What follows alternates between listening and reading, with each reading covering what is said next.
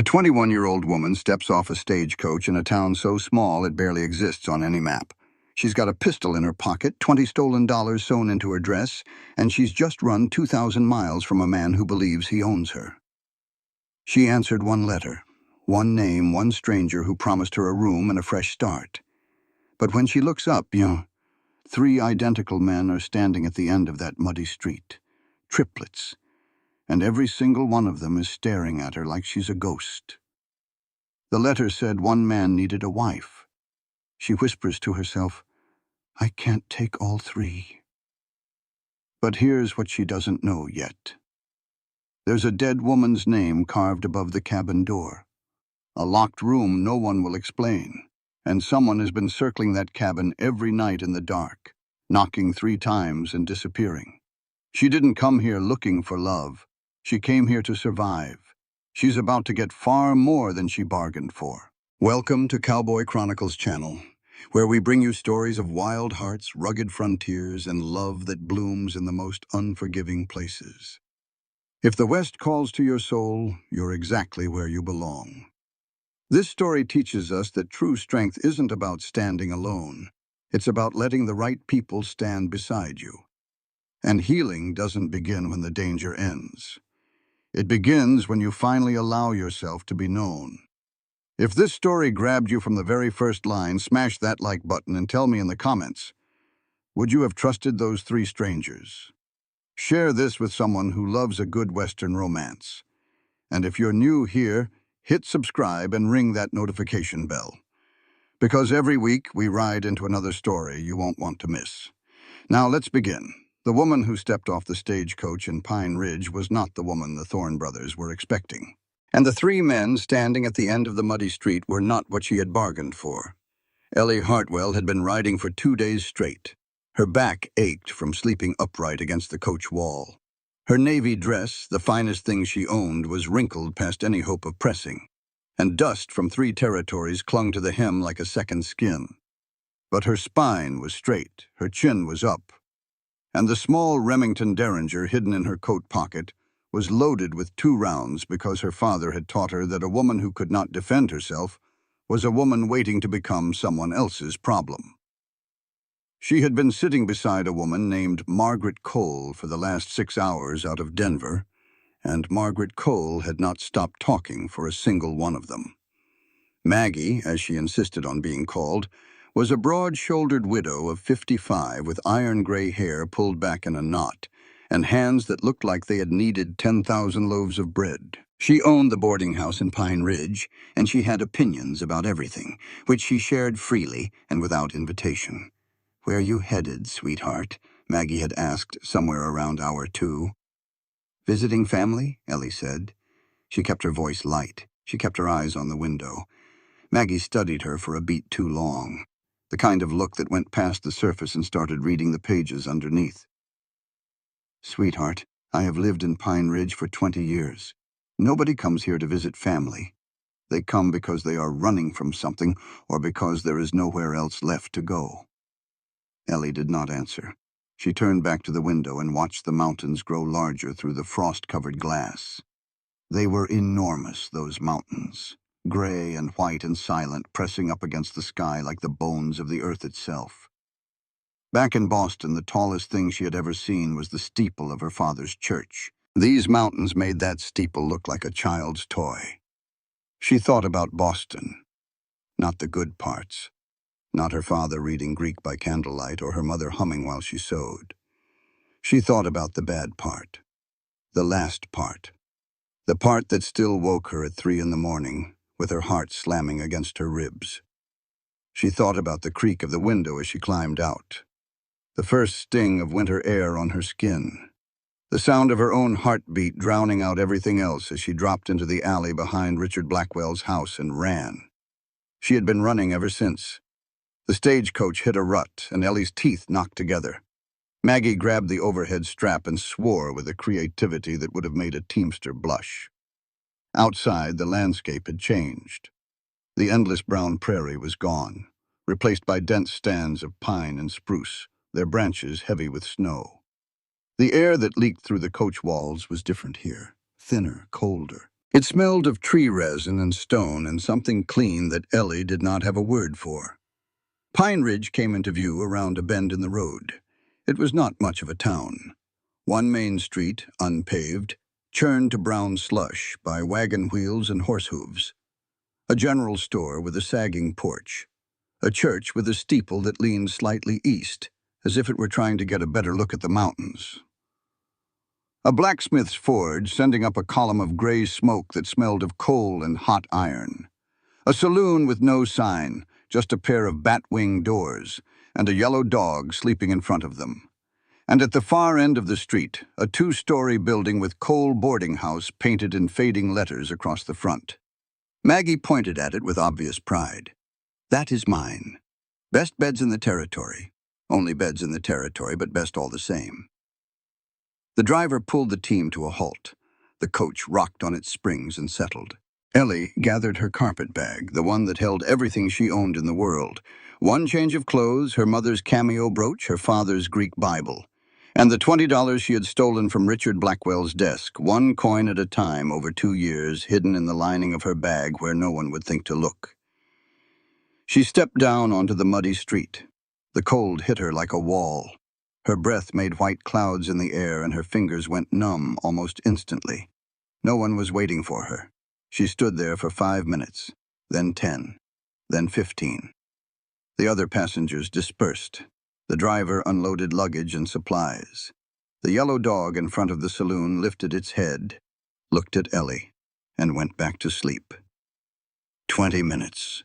The cold was seeping through her coat, through her dress, through her skin, and into her bones. Panic began to build in her chest. She had come 2,000 miles on the strength of a letter. One letter, written in a firm, masculine hand that said simply, "Room available. Will meet Christmas Eve stage. Caleb Thorne." Christmas Eve. That was today. And Caleb Thorne was not here. Maggie appeared at her elbow like she had been waiting for exactly this moment. "Come inside, sweetheart. You will freeze to death standing out here looking pitiful. I have got tea and a fire, and you can tell me who you are really waiting for." Ellie followed her into the boarding house. It was warm inside and smelled of wood smoke and baking bread and something savory bubbling on a stove somewhere in the back. Maggie sat her at a table near the fireplace and pushed a cup of tea into her hands. The cup was chipped and the tea was strong enough to strip paint, but the warmth of it spreading through Ellie's fingers felt like mercy. "I am waiting for a man named Thorne," Ellie said. "Caleb Thorne." Maggie's hands stopped moving, just for a second. A hitch in the motion of pouring her own tea that most people would not have noticed. But Ellie noticed everything. She had learned to notice everything in Richard Blackwell's house because noticing was the difference between a good night and a bad one. "So, you are the one they have been waiting for," Maggie said. "They?" Before Maggie could answer, the sound of wheels and hooves and raised voices came from outside. Not the smooth arrival of a well-maintained carriage. This was the clatter of a work wagon, the kind pulled by mules, and the voices were arguing. Ellie went to the window. Maggie came up beside her. A wagon had pulled to a stop in the middle of the street. It was mud-splattered and loaded with supplies. 2 mules stood in the traces, their ears flattened with irritation. And climbing down from the wagon were 3 men. 3 identical men. Ellie's hand tightened on the windowsill. They were not what she had pictured. She had imagined a weathered rancher, maybe 50, maybe older, someone quiet and steady who needed a housekeeper and was willing to accept a stranger. What she saw instead were 3 men in their early 30s, tall and broad-shouldered, wearing work clothes and heavy coats. They had the same chestnut-brown hair, the same strong jaws, the same way of moving that said they were used to hard labor and open country. They were identical in every way that mattered, and completely different in every way that counted. The first one to jump down moved with a barely contained energy, like a fire looking for something to burn. He had a long scar running down his left forearm, and when he saw Ellie through the boarding house window, he stopped dead. Not because she was beautiful, because she was young. She could see the calculation on his face. This was not what he expected. The second one came down slower. He was calmer, controlled. He held the reins like a man who held everything, carefully and with full awareness of the weight. When he looked toward the boarding house, Ellie saw his hand tighten on the leather until his knuckles went white, but his face showed nothing. The third one was the last to climb down, and he was the only one who smiled. He had round spectacles perched on his nose, and he moved with a kind of easy grace that his brothers lacked. He looked at the boarding house, looked at Ellie in the window, and raised a hand in greeting, like they were old friends reuniting after a long trip. "Those are the Thorne brothers," Maggie said. Her voice was careful. "Caleb, Nathan, and Samuel. Triplets." "Triplets," Ellie repeated. The letter said, "Caleb Thorne, one name, one man. Yes, well." Maggie set down her tea. "That is the thing about the Thornes. They come as a set." Ellie walked outside. The cold hit her again, but she barely felt it. She crossed the muddy street toward the wagon, her carpet bag in one hand, her other hand in her coat pocket where the derringer sat small and heavy and reassuring. The one with the spectacles spoke first. "Miss Hartwell, my apologies for the delay. We lost a wheel at Morrison Pass." The one with the scar said nothing, just looked at her with eyes the color of whiskey held up to firelight, and an expression that dared her to say something stupid. The controlled one, the one in the middle, stepped forward. He was the one who had written the letter. She knew it the way she knew her own handwriting. The same firmness, the same economy of words. "I am Caleb Thorne," he said. His voice was deep and quiet, the kind of voice that did not need volume to carry authority. "These are my brothers, Nathan, Samuel." "I know who you are," Ellie said. Her voice came out steadier than she felt, which was a small miracle considering her heart was trying to hammer its way out of her chest. "Your letter said one man needed a wife. I cannot take all three." Nathan, the one with the scar, made a sound that might have been a laugh. "Nobody asked you to take all three." Caleb cut him off with a look. "We will talk at home, not in the street." Maggie had followed Ellie outside. Now she caught Ellie's arm and pulled her close. Her voice was low just for Ellie. "Listen to me. Those three are not bad men. But that house, since Hannah died, it changed them. If you ever need a place to run to, I have always got a room." It was the first time Ellie heard the name Hannah. And she noticed, because she noticed everything, that Maggie said died with a hesitation, a tiny pause before the word. As if died was not quite the right word, but she could not bring herself to use the right one. Ellie climbed into the back of the wagon. It was not comfortable. She sat between sacks of flour and cornmeal, her carpet bag on her lap, her feet braced against a crate of canned goods. Samuel climbed up beside her and started talking easily about the cabin, the weather, the trail up the mountain. His voice was warm and unhurried, and it helped a little with the knot in her stomach. Nathan took the reins. He did not speak.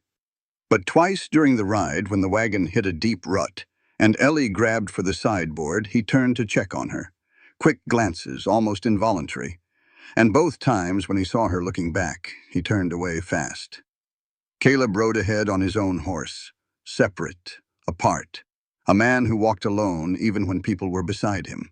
The ride took almost 2 hours, 7 miles straight up. The trail wound through dense pine forest where snow clung to every branch, turning the world into a cathedral of black and white. The air grew thinner and colder with every turn. Ellie's lungs burned. Her fingers ached even inside her gloves. The only sounds were the creak of the wagon, the clop of hooves on stone, and the occasional soft thump of snow sliding from a branch.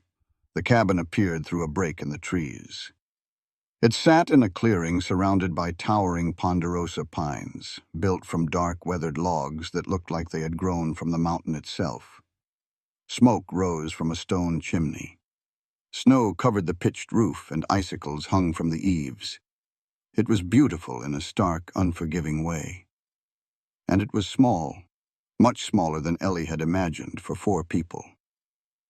Caleb dismounted and came to help her down from the wagon.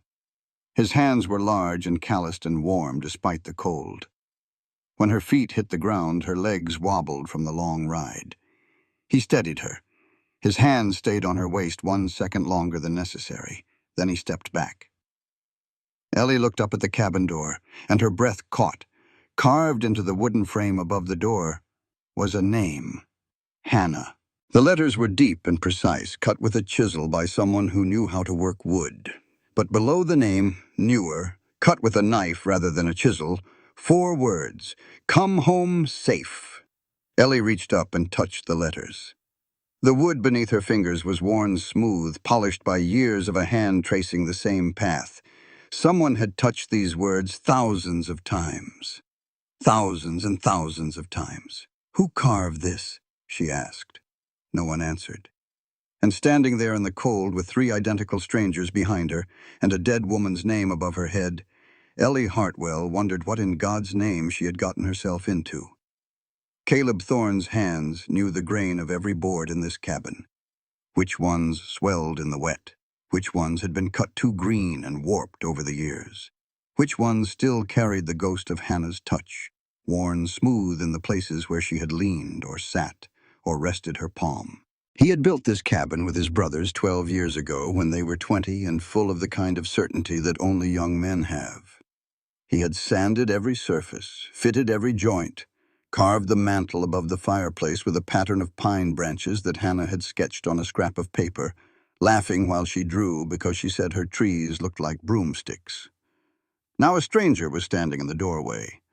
A small woman with freckles across her nose and blue eyes that moved too fast, taking in everything. And for the first time in 8 years, the cabin did not smell empty. Caleb did not know what to do with that. He showed her around. It did not take long. The main room served as kitchen and living space. A stone fireplace dominated one wall big enough that a man could stand inside if he ducked. A cast-iron stove sat in the corner with a water bucket and a wooden counter. Shelves held dishes and supplies. A bookshelf against the far wall held 6 books with cracked spines, and a table near the window with 3 chairs, always 3, never 4, because Hannah's chair had been chopped into firewood by Nathan during a drinking spell 3 months after she died. Caleb had found the pieces in the woodpile the next morning. The carved backrest split clean down the middle, and he had stood there in the snow holding the broken wood and feeling something inside him break along the same line. He had never made a 4th chair. He told himself it was because they did not need one. 3 brothers, 3 chairs. Simple. But looking at Eleanor Hartwell standing in his cabin with no place to sit, Caleb realized the truth. He had not made a 4th chair because making one would mean admitting that someone new might come, and admitting that would mean accepting that Hannah was truly gone. They sat down to eat. Caleb gave Ellie his chair and ate standing, leaning against the counter with his plate in one hand. Nathan sat across from Ellie, watching her with those sharp amber eyes. Samuel sat beside her, relaxed, his spectacles catching the firelight.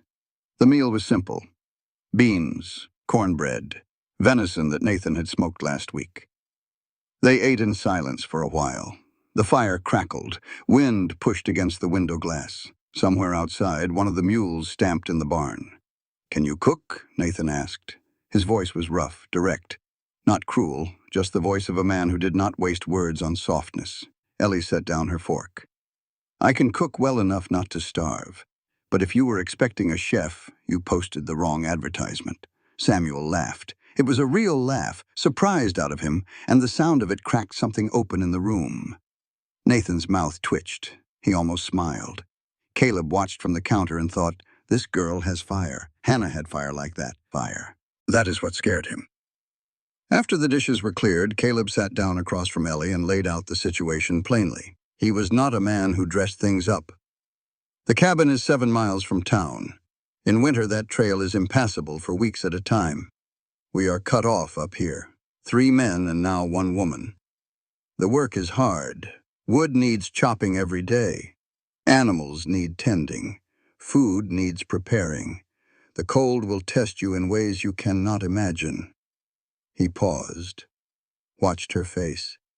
She was listening with her whole body, leaning slightly forward, hands still in her lap. "Mother Agnes wrote that you needed a place," he continued. "She said you had a sickness of the lungs. I am guessing that was not entirely true." Ellie met his eyes.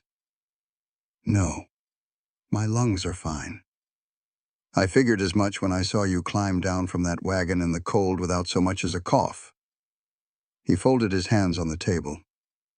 "I am not asking for your secrets, Miss Hartwell. Not yet. But I need to know one thing. Are you in danger?" It was not a question. It was a statement waiting for confirmation. Ellie was quiet for a long moment. Then she said, "Yes." The word hung in the air. Nathan stopped cleaning his knife. Samuel set down his book. "From who?" Caleb asked. "A man in Boston. He was my guardian. He wanted to marry me. I refused. He did not take refusal well." Caleb nodded once. "That is enough for now." He offered her a position as paid housekeeper through the winter, room and board plus wages. When spring came, she was free to leave. Ellie said, "How much?" Caleb was surprised. He named a figure. "Half again as much," Ellie said.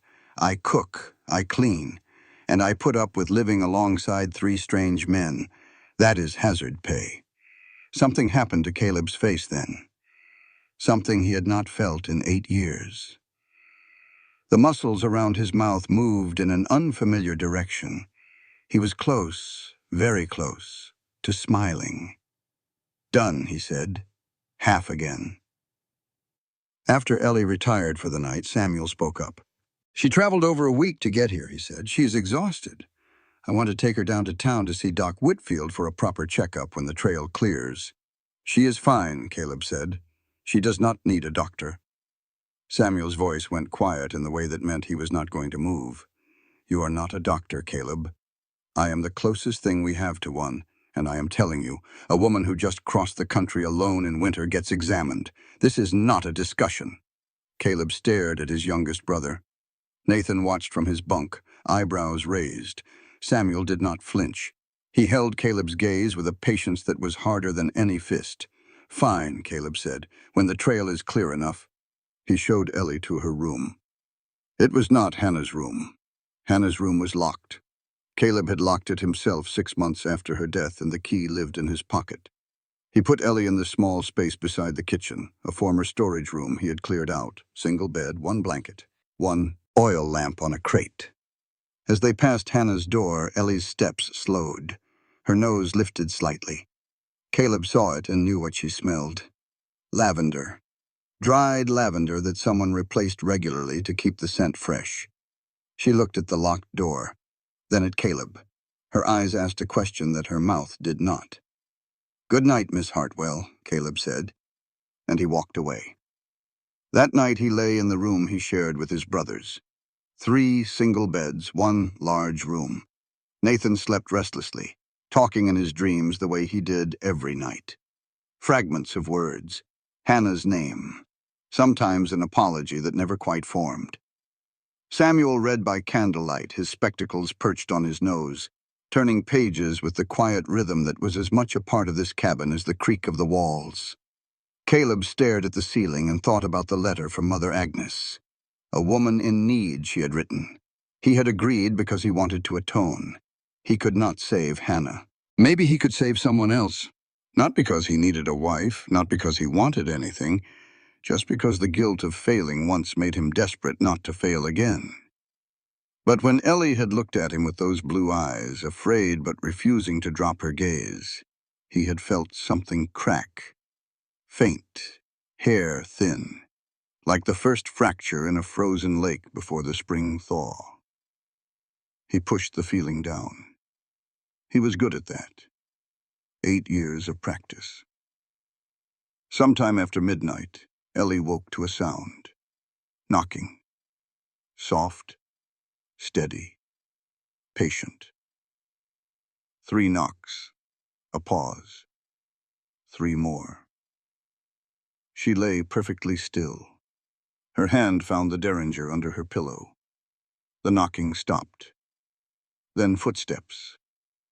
Not inside the cabin, but outside. Circling slowly, passing her window, continuing around to the back, and then nothing. In the morning she found the footprints, one set, in the snow outside the cabin door. They came from the tree line, approached the door, circled the cabin, and returned to the trees. She pointed them out to Caleb. He looked at them. Then he looked at his brothers.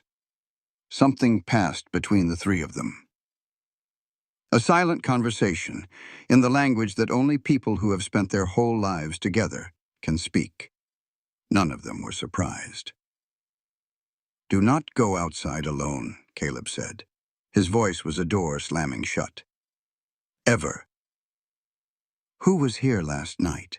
Ellie asked. No one answered.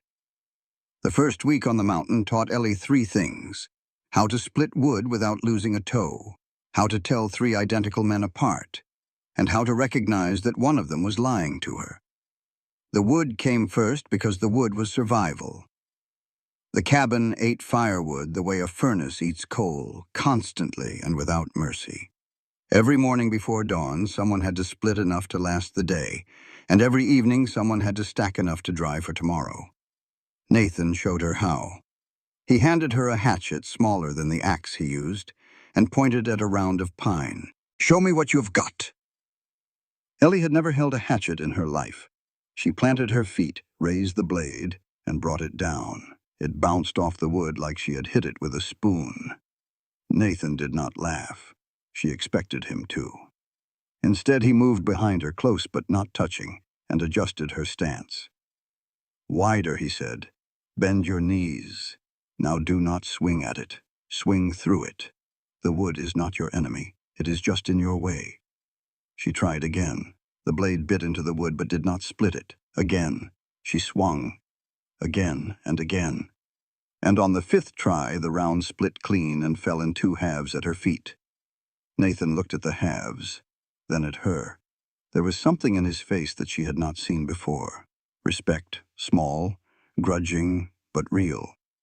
"You are stronger than you look," he said. "Good.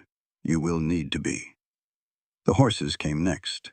Nathan took her to the barn, a sturdy structure built into the hillside for insulation.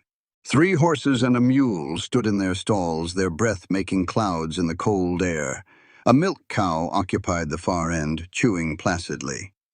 "This is not riding lessons," Nathan said. "This is keeping them alive. You learn to muck stalls, haul water, check hooves. These animals eat before you do." Ellie hated the smell. She said so. "Horse does not care what you hate," Nathan told her. "It cares whether you feed it on time." But then something happened that changed how Ellie saw Nathan Thorne. One of the mares had an infected hoof. While Ellie struggled with her own clumsy attempts at stall mucking, she watched Nathan kneel beside the mare and lift the injured leg. His hands, the same hands that split wood with a violence that made Ellie flinch, moved with impossible gentleness. He murmured to the horse, low and steady, words that Ellie could not quite hear, but whose tone she understood perfectly. The mare, who had been stamping and tossing her head, went still. She lowered her neck and pressed her nose against Nathan's shoulder and stood quiet while he cleaned and wrapped the hoof. Ellie stared. Nathan looked up and caught her watching. His face hardened instantly. The mask went back on. The tender man disappeared and the rough one took his place. But she had seen, and she would not forget. Samuel taught her the domestic work, not just cooking, but the whole system that kept 4 people alive on a mountain in winter. He showed her the root cellar carved into the hillside, barrels of flour and cornmeal, sacks of dried beans, smoked meat hanging from hooks, jars of preserved fruit and vegetables, their wax-sealed lids dusty but intact. "We stock up in fall," Samuel explained. "Once the heavy snow comes, we are on our own. Everything we need, we keep here."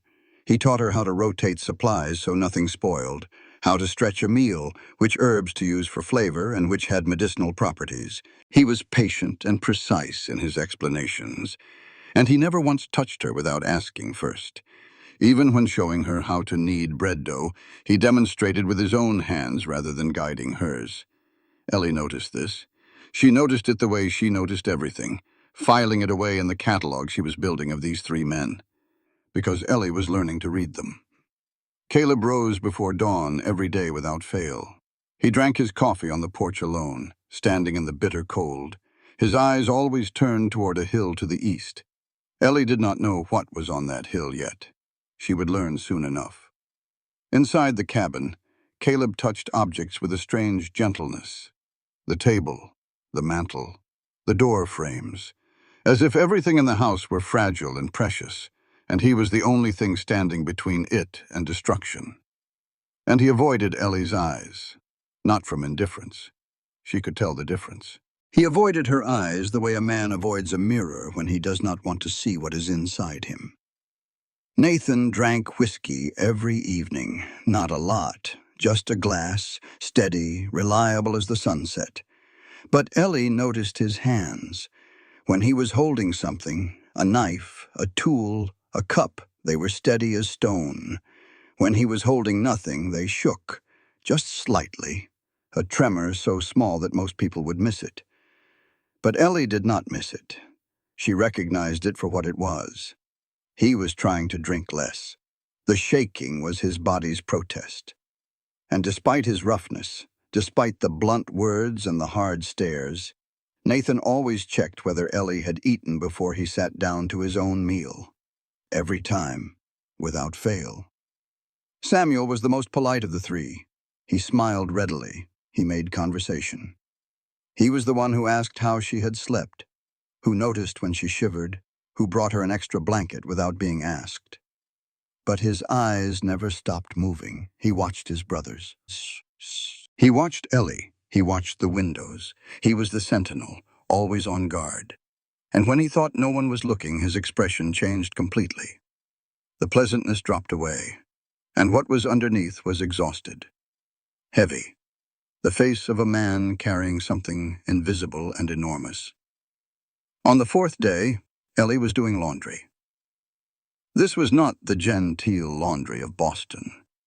This was a wooden tub on the porch, water so cold it burned her hands red, lye soap that cracked her skin.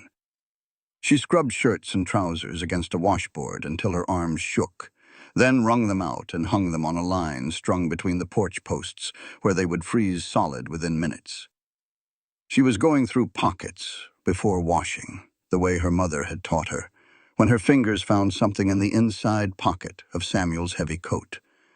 A piece of paper, folded small, damp with age, the creases worn soft from years of being carried. She unfolded it. The handwriting was feminine, unsteady. Like someone writing in a hurry or in fear. She read the first line. Sam, you have to tell them. If I die, a hand snatched the paper from her fingers so fast she gasped. Samuel stood there. His face was white. His composure, that careful, constant pleasantness, had cracked wide open. That is not yours, he said. Ellie's heart was pounding, but she held her ground. She wrote to you, she said. Not to Caleb, not to Nathan, to you. Samuel stared at her. For a long moment, neither of them moved. Then he shoved the letter into his pocket, turned, and walked away without a word. Ellie stood on the porch in the cold, her hands still red from the washwater, and thought about what she had just read. Hannah, the dead wife whose name was carved above the door. Hannah had written to Samuel, privately, specifically, about something she feared would get her killed, and Samuel had been carrying that letter for 8 years. That evening, without announcement or explanation, Caleb brought a chair to the table. He had built it that afternoon. Ellie had heard the sound of his tools from the workshop behind the cabin, the rasp of a plane and the tap of a mallet. The chair was simple and sturdy, sanded smooth, without decoration. He set it at the table beside the other three and said nothing. Ellie sat in it.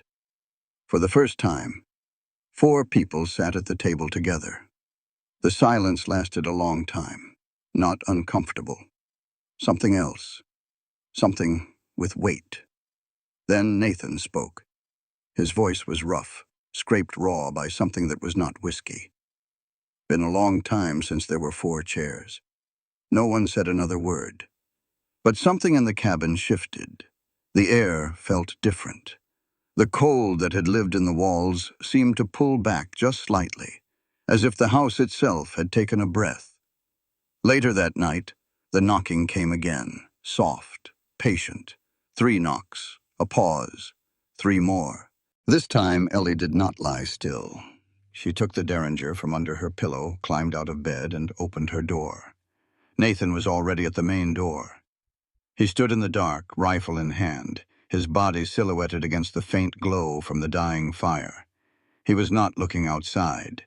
He was staring through the narrow gap where the door met the frame, his eye pressed close, watching something in the darkness. "Go back to bed," he said without turning. "Who is out there?" Ellie asked. "Nobody anymore. Go to bed." He turned then. The firelight caught his face, and Ellie saw that his hand, the one holding the rifle, was trembling. Not from cold. She went back to her room, but she did not sleep. She lay in the dark and listened to Nathan's footsteps as he paced the cabin for the rest of the night, back and forth, guarding against something he would not name. Samuel Thorne knew 2 secrets that could destroy his family. The first was folded inside his coat pocket, worn soft along the creases from 8 years of carrying. The second had just walked into their cabin with blue eyes that saw too much. He had underestimated her. They all had. Mother Agnes's letter had described a sickly sister in need of mountain air.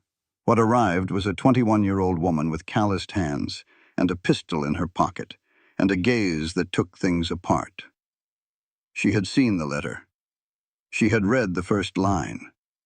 And Samuel knew, with the certainty of a man who had spent 8 years waiting for exactly this moment, that she would not let it go. He sat on his bed in the brothers' shared room, the letter in his hands. He had read it so many times that the paper was falling apart along the folds.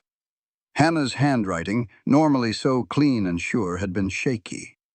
The words were blotted in places where her hand had pressed too hard. "Sam, you have to tell them. If I die, take this to the marshal. Promise me. Jacob will not stop. He comes when you are all away.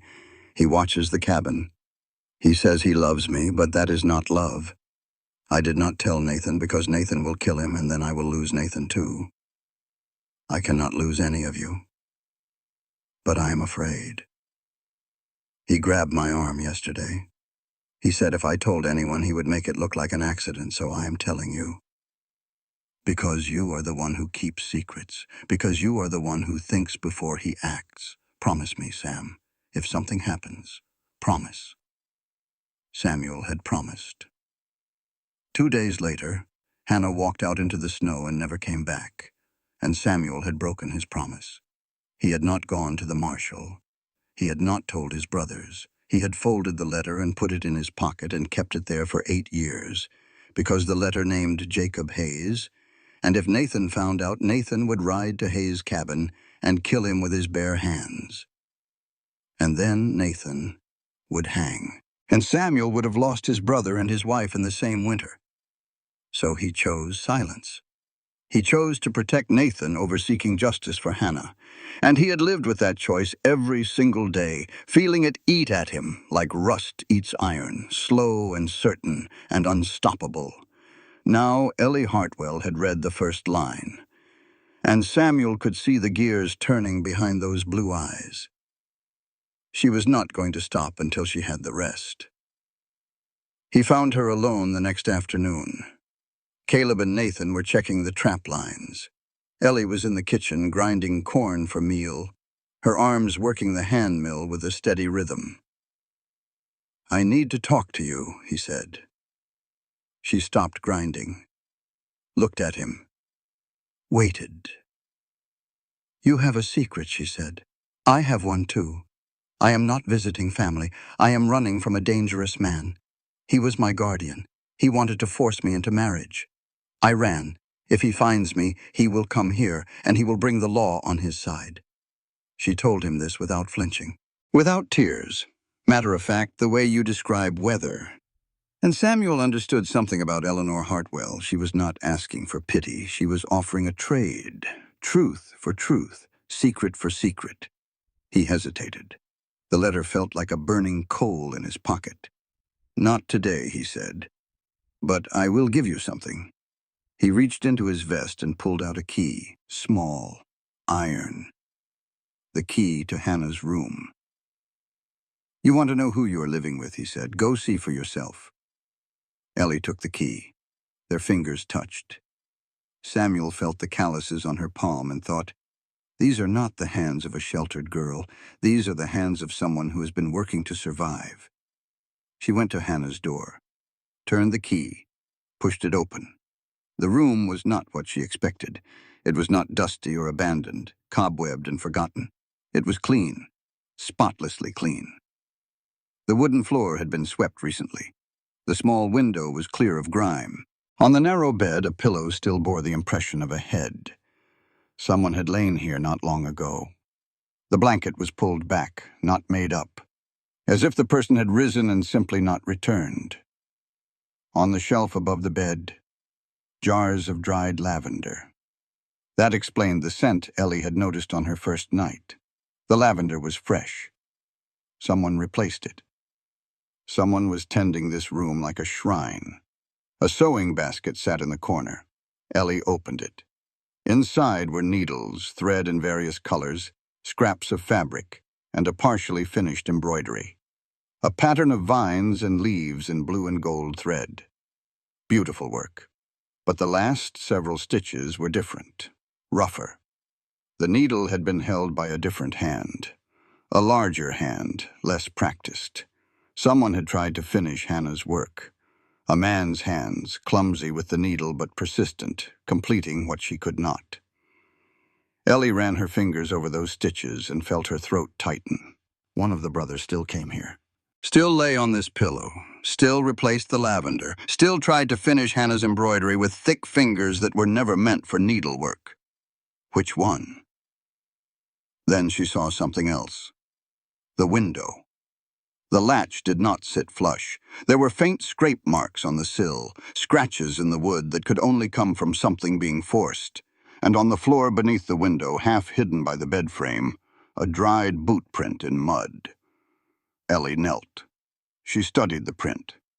It was not from any of the brothers' boots. She knew their treads by now. She had been cleaning their boots every day for a week. This print was different, smaller, narrower, and recent. Someone had come in through this window, from outside. Someone who was not a Thorne brother. She told Samuel what she had found. He listened without expression, but she saw the blood leave his face. Then she told him what she had told no one else. "My guardian's name is Richard Blackwell. He is a wealthy man in Boston. He has connections, money, lawyers. If he finds me, he will use the law to take me back. I need you to know that, because if he comes, it will not be with a gun. It will be with a court order." Samuel was quiet for a long time. When he spoke, his voice was steady in the way that bedrock is steady. Not hard, just unmovable. "Then we will stand on your side." It was the simplest thing anyone had ever said to her. And it was the first time since her father died that Ellie felt safe. The sound of the wagon returning broke the moment. Caleb and Nathan came in stamping snow from their boots, their faces red with cold. Nathan stopped in the doorway of the main room. He had seen the open door to Hannah's room. His face went white, then red, then something that had no color at all. "Who let you in there?" he said. He was looking at Ellie, but his eyes were on Samuel. Caleb stood behind Nathan. His fists clenched at his sides, but he said nothing. Waiting. Ellie stepped forward. She made herself tall, which at her height was not very tall, but what she lacked in inches she made up for in the straightness of her spine. "Samuel gave me the keys," she said. "If I am living here, I have a right to know what ghosts I am sharing the house with." Nathan opened his mouth, closed it, opened it again. Caleb spoke one sentence. "She is right." Nathan looked at his brother like he had been slapped. Then he turned and walked out. A moment later, the sound of an axe biting into wood came from outside. It continued without pause until well after dark. But Ellie was not done. She told them about the window, the scratches, the boot print. The cabin went silent. All three brothers looked at each other, and Ellie watched the silent conversation happen in real time. She could not read the words, but she could read the emotions. Caleb's jaw tightened. Samuel's eyes dropped. And Nathan, who had come back inside when he heard Ellie talking, stood in the doorway with an expression she had not seen before. Guilt. "I know," Nathan said quietly. "I know who has been coming." The temperature in the room dropped. "His name is Jacob Hayes," Nathan continued. "He lives 5 miles down the mountain. He has been coming at night since Ellie arrived. I have been going out to meet him." Warning him off. Caleb's voice was dangerously calm. "You have been handling this alone." "Yes." "For how long?" Nathan looked at Ellie. "Since the first night. He saw the wagon bring her up. He has been watching ever since." "Why?" Caleb asked. "Why is Hayes watching our cabin?" Nathan did not answer, but Samuel's face had gone the color of old ash. Because Samuel knew exactly why Jacob Hayes watched this cabin. He had known for 8 years, and he could feel the weight of that letter in his pocket like a stone tied to his ribs, dragging him down, down, down into the truth he had buried in silence. Ellie's hand found the derringer in her pocket. For the first time since arriving on this mountain, she was glad she had brought it. Nathan Thorne's hands were shaking on the coffee cup. The same hands that had snapped a buck's neck bare-handed last week. The same hands that had trembled on Hannah's cold face 8 years ago. He was not afraid of bears or wolves or killing winters. He was afraid of the girl who barely reached his shoulder, whose calloused fingers were currently burning the morning biscuits, and whose eyes looked at him like she could see every rotten thing he was hiding. He drank his coffee and watched her through the steam. She was cursing at the biscuits. Quiet cursing, under her breath, the kind that a minister's daughter was not supposed to know. He almost smiled. "Stop opening the stove door," he said. "You are letting the heat out. That is why they are burning on the bottom and raw on top." Ellie shot him a look that could have peeled paint. Then she closed the stove door and waited. When she pulled the biscuits out 3 minutes later, they were golden. "How did you know that?" she asked. "I have been cooking in that stove for 12 years. You have been cooking in it for a week. Trust the people who have been here longer." Ellie looked at him. Something in her expression shifted. Not softness exactly. More like a door opening a crack. "Is that your way of saying you care whether I burn the biscuits?" she asked. "It is my way of saying I am tired of eating charcoal for breakfast." But he was not, and they both knew it. After breakfast, Nathan took Ellie to check the trap lines. It was something he did every 2 days, a circuit of about 4 miles through the forest, checking snares set for rabbit and marten. The pelts were worth money come spring. The meat kept them fed. They walked in silence for the first mile. The snow was deep, past Ellie's knees in places, and she struggled. Nathan slowed his pace without being asked. He broke trail ahead of her, packing down the snow with his weight, making it easier for her to follow. He did not mention this, and neither did she. The morning was bitterly cold, but clear. Sunlight angled through the pines in sharp white bars. The snow glittered. Birds called in the high branches, their songs thin and bright in the frozen air. Nathan moved through the forest like he belonged there. His eyes read signs that were invisible to Ellie. A broken twig, a depression in the snow, tracks that told him stories she could not hear. He was a different person out here. The tension he carried in the cabin fell away. His shoulders loosened. His breathing deepened. Even his voice when he spoke was lower and easier. "Elk came through here last night," he said, pointing at tracks. "Cow and calf, headed for the south meadow. There is a hot spring down there that keeps the grass green even in winter. You love it out here," Ellie said. It was not a question. Nathan glanced at her, looked away. "This is the only place that makes sense to me." They checked 3 traps. 2 were empty. The third held a rabbit, frozen stiff. Nathan showed Ellie how to reset the snare, his hands working with quick competence. He did not make it look easy. He made it look necessary. They were heading back, following their own trail through the snow, when it happened. Ellie heard it before she felt it. A low rumble, deep and resonant, like thunder but coming from the wrong direction, from above. Nathan's head snapped up. His body went rigid. Then he grabbed Ellie's arm and pulled her hard to the right, toward a jutting shelf of rock that protruded from the mountainside. "Move," he said. "Now." The snowslide came down the slope like a white wave. It was not enormous, not the kind that buries whole valleys, but it was enough. A wall of snow and broken branches swept across the trail where they had been standing seconds before, filling the gap between the trees with debris 4 feet deep. Nathan shoved Ellie into the gap beneath the rock shelf and threw himself over her. His body covered hers completely. Snow and ice and pine needles hammered against his back. The sound was deafening, a roar that seemed to come from inside the mountain itself. Then silence. Ellie lay beneath Nathan, her face pressed against the frozen ground, his weight crushing the air from her lungs. She could feel his heart hammering against her back. His breath was hot on her neck. "Are you hurt?" he asked. His voice was strained. "No. Are you?" He rolled off her and sat up. Snow covered his coat and hat. A branch had torn his sleeve and a thin line of blood ran down his forearm, parallel to the old bear scar. They looked back at the trail. It was gone, buried under feet of snow and tangled wood. The way home was blocked. Nathan assessed the situation with a tracker's eye. "We cannot go through that," he said. "We wait here until Caleb and Samuel come looking. They will have heard the slide. They will come." "How long?" Ellie asked. She was shivering already. The rock shelf blocked the wind, but not the cold. "A few hours, maybe more."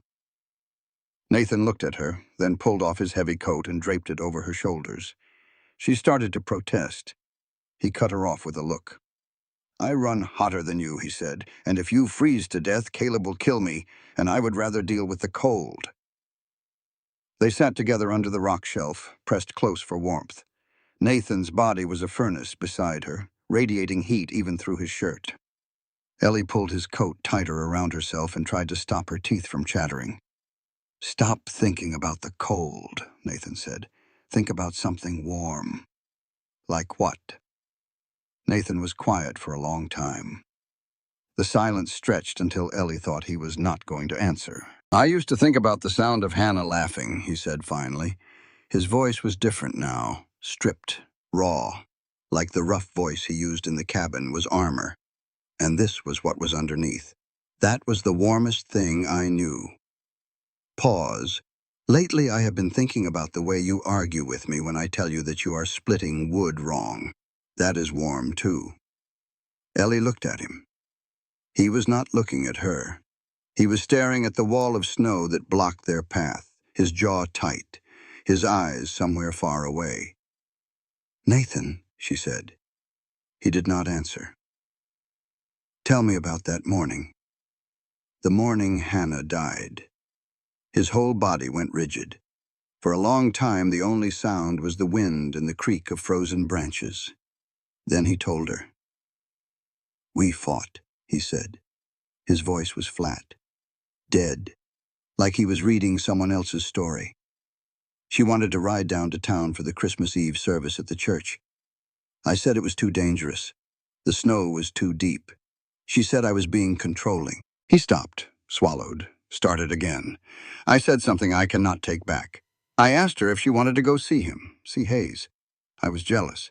Hayes was always hanging around, always looking at her, and I could not stand it. So I accused her. What happened? She slapped me. Only time in 7 years. Then she walked out. No heavy coat, no hat. Just walked out into the snow because she could not stand to be in the same room as me for one more second." His hands were clenched into fists on his knees. The knuckles were white. "I did not follow her," he said, "because I was proud, because I was angry, because I told myself she would cool off and come back." 30 minutes later, we went out to find her. His voice broke. I found her. 100 yards from the cabin, face down in the snow, and when Samuel looked at her neck, when he moved her scarf, there were bruises. Finger-shaped bruises wrapped around her throat. Ellie sat very still. Then she asked the question she needed to ask. Did you kill her? Nathan flinched as if she had struck him. No. God, no. I loved her. Then you did not kill her. Whoever left those bruises did. Nathan turned to look at her. His eyes were red. You know about the bruises. I read it on your faces, Ellie said. Every time someone says Hannah's name. That is not the face of people grieving an accident. That is the face of people grieving violence. Nathan stared at her. She watched something move behind his eyes. Not anger, not grief, something closer to awe. As if no one in 8 years had ever said the thing he most needed to hear. And this woman he had known for barely 2 weeks had found the words he could not find himself. Before he could respond, the sound of an axe rang through the forest. Caleb, chopping through the snow debris from the far side, and Samuel's voice calling their names. They were found. Caleb pulled Ellie out of the rock shelter and held her. His arms wrapped around her completely, and she felt him shaking. Not from the cold, from terror. The terror of a man who had already lost one woman on this mountain and nearly lost another. Nathan watched his brother hold Ellie, and instead of jealousy, he felt something he did not expect. Relief. Caleb could still feel. Nathan had thought his brother had died inside long ago. Watching him hold this girl, watching the raw fear on his face, Nathan realized he had been wrong. Caleb was still alive in there, buried, frozen, but alive. On the way back to the cabin, Samuel walked beside Ellie and delivered the news quietly. The main trail to Pine Ridge is blocked. The slide took out the switchback at Morrison Pass. We are cut off until significant thaw. How long? Ellie asked. Weeks, maybe a month. Samuel looked at her steadily.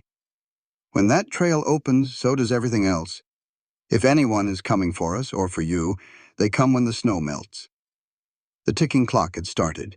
That evening, back in the warmth of the cabin, the four of them ate together. Ellie had made the stew herself, simple but hot. The fire crackled. Wind moaned in the chimney. After dinner, Caleb read. Nathan repaired a trap. Samuel wrote notes in a small leather journal, and Ellie sat in her chair, the fourth chair, mending Nathan's coat, where the branch had torn it during the avalanche. Nobody spoke, but it was the silence of people who belonged in the same room, each doing their own work, each aware of the others, connected by something that had no name yet but was growing roots in the space between them. Nathan watched Ellie sew. Her fingers worked the needle with a competence that surprised him, small, sure stitches closing the tear in his coat. She did not know he was watching, but Samuel did. Samuel saw Nathan's eyes on Ellie, and Samuel saw something in his brother's face that he had not seen in 8 years. Softness. That night, Ellie opened the book Caleb had lent her. Walden, by Henry David Thoreau. The pages were worn, the spine cracked, the margins filled with notes in Caleb's careful handwriting. Between the pages, something fell into her lap. A photograph. Small. A tintype. Old and faded, the edges curling. She held it to the lamplight. In the photograph, a young woman stood in a summer meadow. She had dark hair and a wide smile, and the kind of face that made you want to smile back. Beside her stood 4 people, not 3. 4. The 3 Thorne brothers, younger, their faces unlined and open, and a 4th man, smaller, thinner. His face was blurred slightly as if he had moved during the exposure, but Ellie could see enough to recognize him. Jacob Hayes, young, laughing, standing beside Hannah with his hand in hers. They were all laughing, all 5 of them, like people who shared a life and could not imagine it being any other way. Ellie turned the photograph over. On the back, in a woman's handwriting, 2 lines. Summer, 1868. Before everything changed. Ellie stared at those words for a long time. Then she blew out the lamp and lay in the dark, holding the photograph against her chest, and thought about the man who came to their door every night. The man with the narrow boots. The man Nathan confronted in the darkness. Jacob Hayes was not just a lovesick neighbor. He had not been an outsider looking in. He had been one of them, part of the circle, part of the family. And then something had happened. Something had changed, and Hayes had gone from inside the circle to outside it, and he had never recovered. Before everything changed. What changed? Who changed it? And what did it cost? Ellie had not planned to love any of them. She had planned to survive the winter, earn her wages, and disappear. That plan died on the 23rd evening when Caleb Thorne taught her to read the stars, and his hand brushed hers in the firelight, and neither of them pulled away. It happened slowly, not like a flood, but like a thaw. Ice does not break all at once. It loosens, softens, gives way one crystal at a time until suddenly the river is moving and there's no stopping it. With Caleb, it was the evenings. After supper, when the dishes were done and the fire banked for the night, Caleb would take a book from the shelf and read. And slowly, without either of them naming what was happening, Ellie began reading with him. They would sit on opposite ends of the bench, a single lamp between them, passing the book back and forth. They had only 6 books. They read them all. But it was not the reading that drew them together. It was the talking that came after. Caleb began asking Ellie's opinion, not just about books, about real things. Should they patch the north wall first or the roof? How should they ration the flour to last through March? Which chickens should they butcher and which should they keep for eggs? Ellie realized that Caleb did not lack answers. He lacked someone to talk to. For 8 years he had carried every decision alone. The weight of it had pressed him flat. And now here was someone who would listen, who would push back, who would say, "I think you are wrong about the flour," and tell him why. One evening he took her outside to teach her to read the stars. The sky above the mountains was immense, the Milky Way a river of light stretching from horizon to horizon. Ellie had never seen anything like it. In Boston, the sky was a smudge of gray. Here it was infinite. Caleb stood behind her close enough that she could feel the warmth of his chest through her coat. He raised his arm to point. That one, the bright one.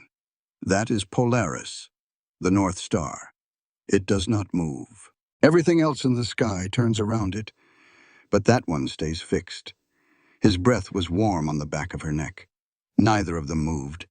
Neither of them breathed. "If you are ever lost," he said, his voice rough, "find that star. It is always north. It will lead you home." "Which home?" Ellie whispered. Caleb did not answer. But his hand found her shoulder and tightened once before he stepped back and walked inside. That night, Ellie could not sleep. She got up to get water and passed the workshop behind the kitchen. The door was ajar. Lamplight spilled through the gap. She looked in. Caleb sat at his workbench, surrounded by wood shavings. In his hands was a chair, not a regular chair, a small one, tiny, the kind a child would sit in. He was staring at it with an expression she had never seen on his face. Bewilderment, as if his hands had made something his mind had not authorized, as if his body knew something he had not yet allowed himself to think. He looked up, saw Ellie in the doorway. For one unguarded second before the mask went back on, she saw everything. Hope, fear, longing so deep it had no bottom. He set the small chair aside. Neither of them mentioned it. They did not need to.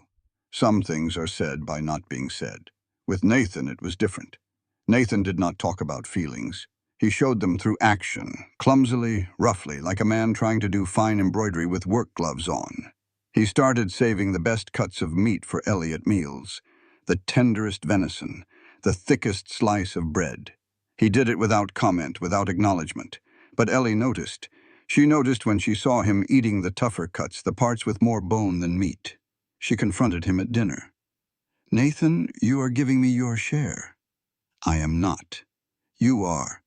You have been doing it for days." Nathan set his jaw. Eat your dinner. Ellie picked up the venison from her plate and set it on his. I do not need anyone going hungry for me. Eat. They locked eyes across the table.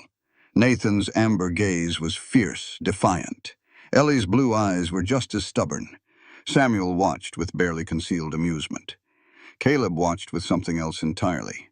Nathan picked up the meat, ate it. And from that point on, they split everything equally. No one sacrificed, no one owed. He taught her to shoot the rifle, not the derringer, which she already knew. The long gun.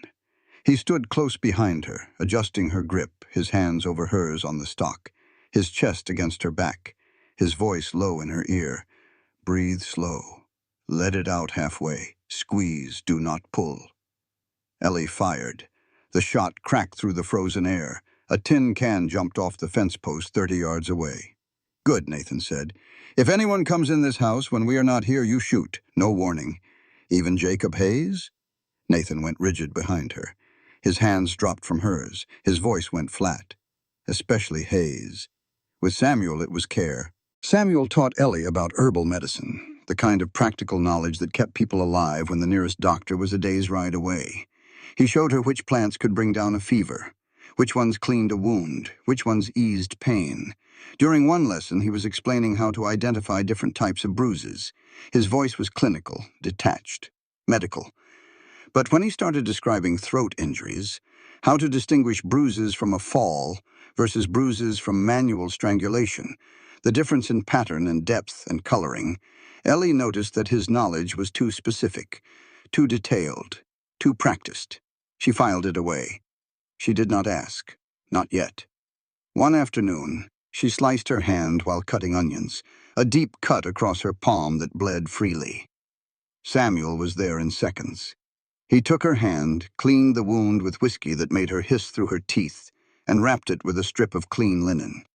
His hands were steady and precise and unbearably gentle. When he finished, he did not let go of her hand right away. His thumb traced a line across her palm, following the edge of the bandage. You have got strong hands, he said. Working hands. Survivor's hands, Ellie corrected. Samuel looked at her, and in his eyes she saw what she recognized in herself. The exhaustion of someone who has been keeping a secret for too long.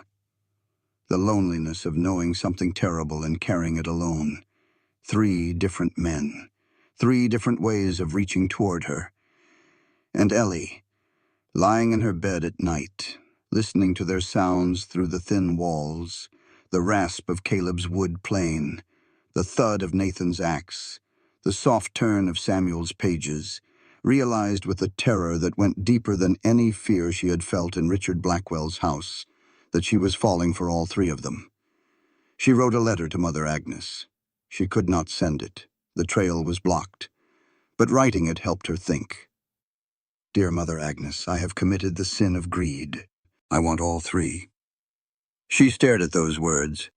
Then she folded the letter and hid it in her carpet bag beside the Greek Bible and the cameo brooch and the derringer and all the other remnants of a life she was leaving behind.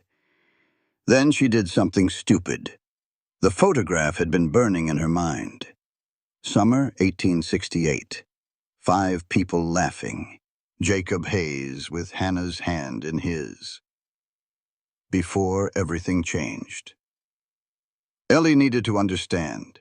Not Hayes as a threat, but Hayes as a person. She needed to know what had happened, what had changed. How a man goes from laughter in a meadow to knocking on cabin doors in the dead of night. She told no one. On a morning when the brothers were on the barn roof replacing shingles torn loose by the weight of snow, Ellie followed the tracks she had memorized. The tracks that led through the trees every night. The tracks that led to Jacob Hayes. She walked 5 miles through deep snow. It took her nearly 3 hours. By the time she reached Hayes's cabin, she was shaking with cold and exertion. The cabin was nothing like the Thorns' home. It was small, barely standing, the logs rotting at the base, the roof patched with scraps of tin. Smoke seeped from a chimney that leaned at an alarming angle. The yard was cluttered with rusting tools and empty bottles. A man emerged when she knocked. He was thin, gaunt, hollow-eyed. His clothes hung on him and his beard was unkempt, and there was something in his eyes that Ellie recognized because she had seen it in the mirror. The look of someone who had lost everything and had not figured out how to live with the absence.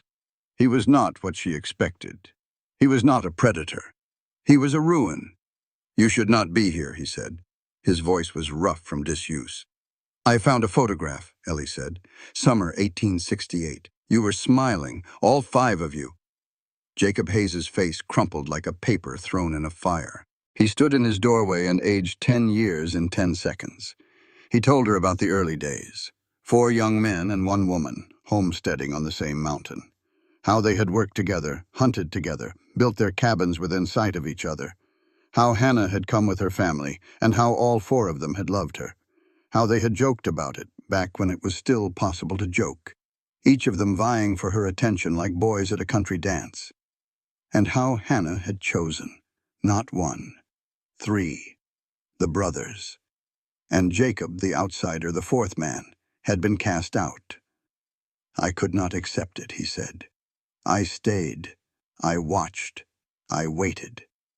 I told myself she would change her mind, that she would see." He stopped, swallowed. "I was not well. After the war, after what I saw at Chickamauga, something in my mind broke. I did not know how to love without grasping, without holding on so tight that I crushed what I held." He spoke about Hannah with devastating tenderness. Not the tenderness of a predator. The tenderness of a man remembering the one thing that had made him feel human. Ellie left shaken. This man was not a monster, he was broken. And broken people were more dangerous than monsters because you could not hate them without hating yourself. She reached the cabin just as the brothers discovered she was gone. All 3 of them were on the porch. Caleb's face was stone. Nathan's was fire. Samuel stood between them, pale as the snow. Nathan spoke first. His voice was shaking. "You went to Hayes, alone. Are you out of your mind?" Ellie braced herself for a lecture about being a woman and knowing her place. It did not come. Instead, Caleb spoke. His voice was not angry. It was terrified. "If something had happened to you, we would not have known where to look. Not until it was too late, just like Hannah." The words hit Ellie like a bucket of cold water. She went to Hayes alone. Hannah went into the snow alone. And Hannah died alone. The parallel was exact and devastating, and she had not seen it until this moment. "You are right," she said. "I am sorry. That was stupid." The apology caught them off guard. They had expected a fight. Ellie giving them honesty instead of defiance disarmed them more effectively than any argument could have. Nathan's anger collapsed into something else. He turned and walked inside. Caleb stood on the porch for a long moment looking at Ellie. Then he too went in. Only Samuel remained. "Do not do that again," he said quietly. "Not because you cannot take care of yourself, because we need to know where you are. That is how it works when people care about each other." Ellie nodded, and she understood something she had been too proud to understand before. Independence did not mean isolation. Asking for help was not weakness. It was the opposite. That night, Caleb went to the hill east of the cabin. Hannah's grave.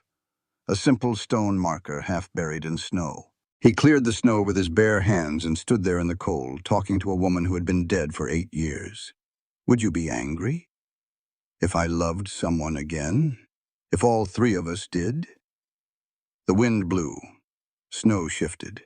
The mountain said nothing. On the way back, Caleb looked through the cabin window. Inside, in the golden firelight, Ellie was laughing. Something Nathan had said. Caleb could not hear the joke, but he could see her face. She was laughing with her whole body, head back, eyes closed, and it was the first time he had seen her truly happy. He stood in the snow and thought, "Hannah, you would have liked this girl." He went inside, sat in his chair, opened his book, and let the warmth of the fire and the sound of Ellie's laughter and the proximity of his brothers settle around him like a blanket. Then someone knocked on the door. Not the soft, patient knock of the night visitor. This was hard, urgent, desperate. Caleb opened the door. Maggie Cole stood on the porch, her face red from cold and exertion, her horse heaving and steaming behind her. She had ridden 7 miles up a blocked mountain trail in the dark. Whatever brought her here was not good. Someone came to town asking about a girl named Eleanor Hartwell, Maggie said. She was breathing hard.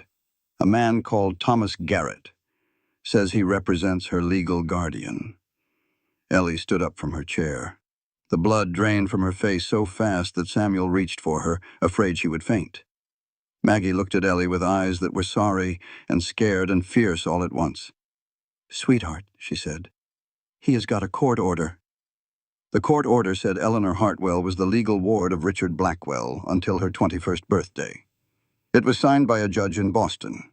It bore an official seal, and it listed Ellie's date of birth as March 15, 1858, which was wrong. Ellie's real birthday was March 15, 1856. She had turned 21 months before she ever boarded a train heading west. Richard Blackwell had falsified her birth date by 2 years, extending his guardianship well past its legal expiration. She could prove it. Her baptismal record at St. Andrew's Church in Boston would show the correct date. But that record was 2,000 miles away. And the only other proof, her birth certificate, was in a trunk lost somewhere in transit at the Denver Rail Depot. They sat around the table. 4 people, 4 chairs, 1 crisis. Maggie had accepted a cup of coffee and was warming her hands. The fire crackled. Outside, the mountain was dark and silent. "The man is a lawyer," Maggie explained. "Clean suit, clean shoes, very polite, very cold. He is staying at my boarding house and asking questions around town. People do not like him, but they do not want trouble either." Caleb spoke first. "We sent a letter to the church in Boston. Get them to confirm Ellie's real birth date." "That takes 6 weeks," Samuel said. "Winter mail. Could be longer." Nathan's solution was more direct. "Let me talk to this Garrett with my fists. Then you go to the county jail, and he wins," Caleb said. "Use your head, Nathan." Ellie stood. All 3 brothers looked at her. "I go down to town," she said. "I talk to Garrett myself. I negotiate." The brothers began to object, all 3 of them, simultaneously, with different words but the same meaning. Number. Dangerous. Not safe. Ellie waited for them to finish. Then she spoke with a calm that surprised even herself. "You want to protect me. I understand.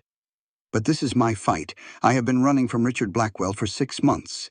Before that, I was hiding from him for 4 years.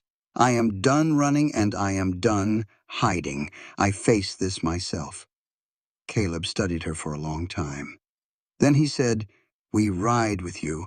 We wait at the edge of town. If you call, we come. But it is your conversation." He was giving her space to fight her own battle while making sure she was not fighting alone. It was the most respectful thing anyone had ever done for her.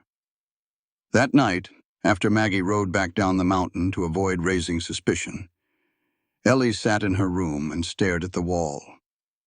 Tomorrow she would face a representative of the man who had controlled her life for 4 years, the man who had locked her in her room, who had starved her when she disobeyed, who had told her on the night before her supposed wedding exactly what he intended to do with her body and her property and her future.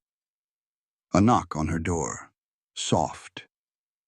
It was Samuel. He came in and sat on the edge of her bed.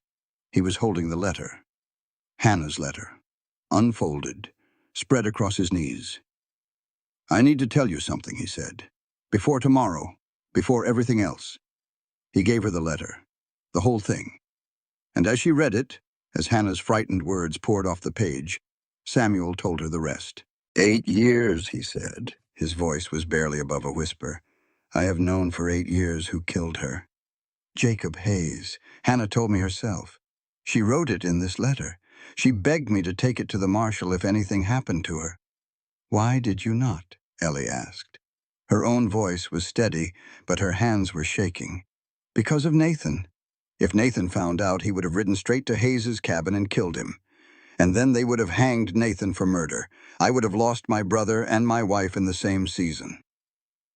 He pressed the heels of his hands against his eyes. "So I chose. I chose Nathan's life over Hannah's justice. And I have been carrying that choice for 8 years, watching Caleb blame himself for not protecting her, watching Nathan drink himself to sleep every night because he thinks his jealousy drove her to her death. I could have ended their suffering with 4 words. Jacob Hayes killed her. And I said nothing. Ellie sat with the letter in her lap and thought about choices, about the weight of silence, about the price of protection. You have to tell them, she said, both of them. Tonight. Samuel's face went white. If I tell them, Nathan will never forgive me. If you do not tell them, I will not forgive you. And Samuel, listen to me. They deserve to know before I walk into that town tomorrow. If everything falls apart, I need the 3 of you whole, not broken by lies. Samuel looked at her for a long time, then he nodded. He gathered his brothers in the main room. Caleb sat in his chair. Nathan stood by the fire. Ellie sat in her chair, slightly apart. This was not her story, but she was part of it now. Samuel held up the letter. His hands were shaking so badly the paper rattled. Hannah wrote this 2 days before she died, he said. She gave it to me. She made me promise. And I broke that promise.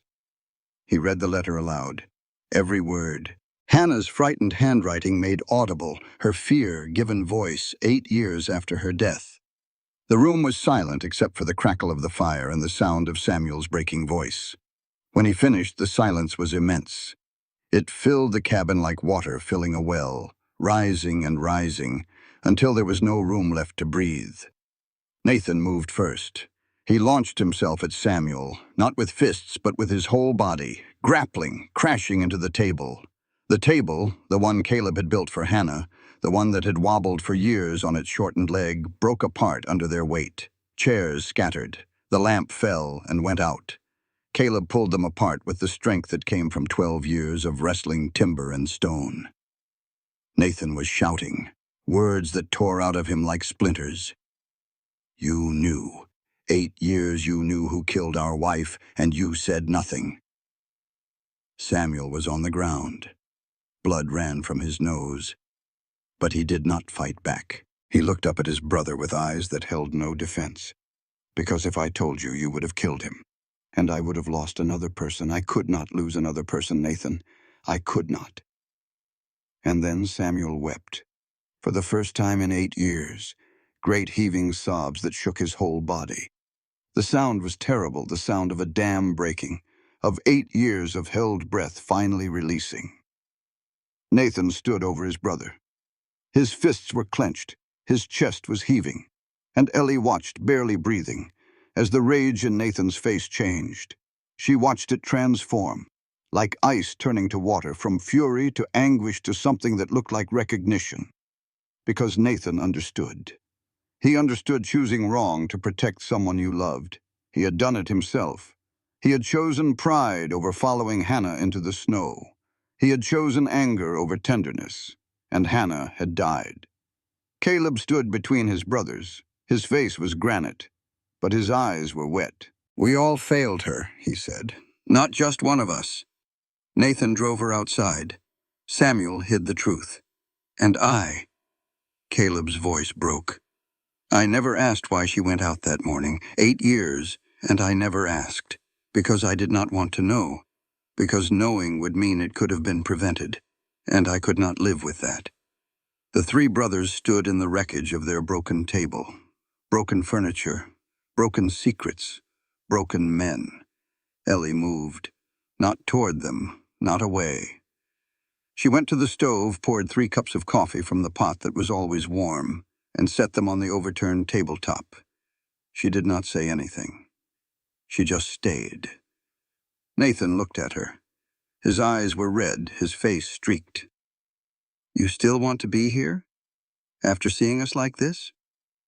I have seen worse than this, Ellie said. Drink your coffee. Nathan stared at her.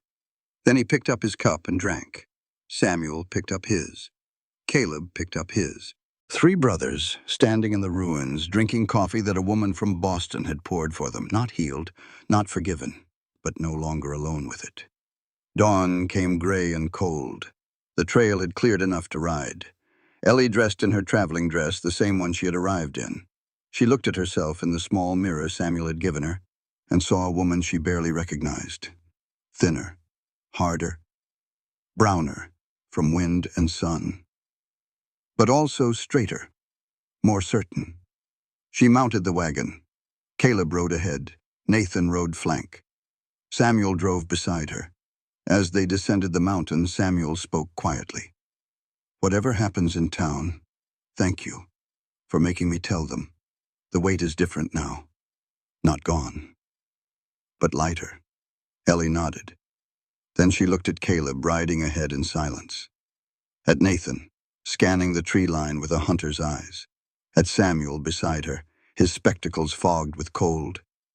And she thought, if I lose this, if Blackwell takes me, I will have lost the first thing I ever chose for myself. Thomas Garrett wore a city suit and city shoes and sat in Maggie Cole's boarding house like a man who would rather be anywhere else on earth. He was not what Ellie expected. He was worse. He was reasonable. He stood when she entered, offered his hand. His grip was firm, professional, neither friendly nor hostile.